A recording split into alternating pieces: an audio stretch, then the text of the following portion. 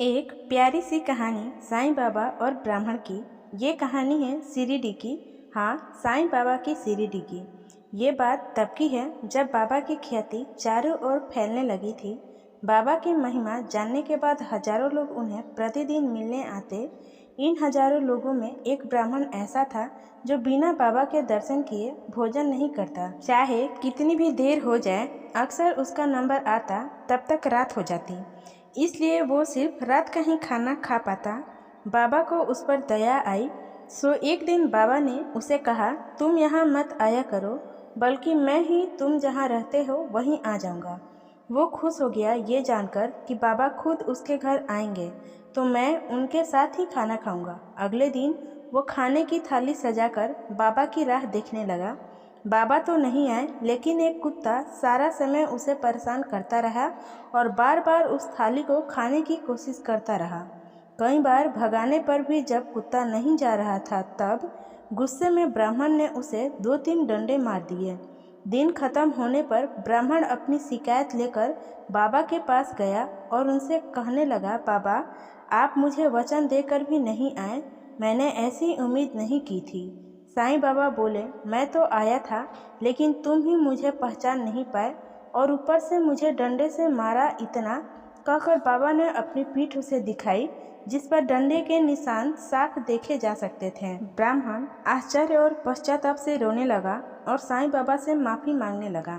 बाबा, मुझ अज्ञान को माफ़ कर दो, मैं आपको पहचान नहीं सका।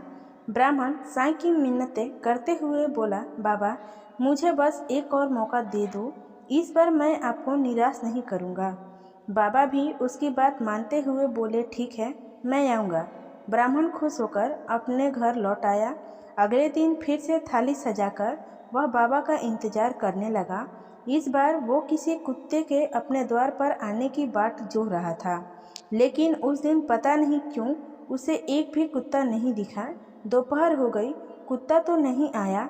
एक बड़ा ही गंदा, कई दिनों से नहाया ही ना हो और जिसके शरीर से काफ़ी अंतर पर भी बदबू आती हो, ऐसा भिखारी आया। भिखारी उससे थाली में पड़ा खाना मांगने लगा, पर ब्राह्मण ने उसे देने से मना कर दिया और उसे वहां से जाने के लिए कहा। भिखारी थोड़ी देर वहां खड़े रहने के बाद चला गया। एक और दिन खत्म हुआ और ब्राह्मण फिर से साईं बाबा के दरबार में पहुंचा और बोला, सच बताना, इस बार आप नहीं आए ना? आपको कोई दूसरा ज़रूरी काम होगा। बाबा बोले, मैं आया था और खुद तुमसे वो भोजन भी मांग रहा था, लेकिन तुमने फिर भी मुझे बिना खिलाए ही लौटा दिया। ब्राह्मण ने दिमाग पर थोड़ा जोर डाला तो उसे समझ आया कि वो भिखारी ही बाबा थे। अपनी मूर्खता का पता चलने पर वो बाबा के आगे फूट फूट कर रोने लगा और एक बार बाबा से अपने घर आने के लिए कहने लगा। बाबा ने इस बार मना कर दिया और बोले, इसका कोई फ़ायदा नहीं है, मैं आऊँगा और तुम पहले से ठान कर बैठे होगे कि मुझे कुत्ते या भिखारी में ढूंढोगे।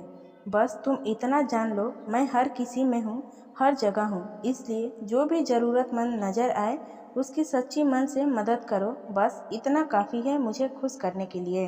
दोस्तों, आपको ये कहानी कैसी लगी हमें कमेंट करके ज़रूर बताएं।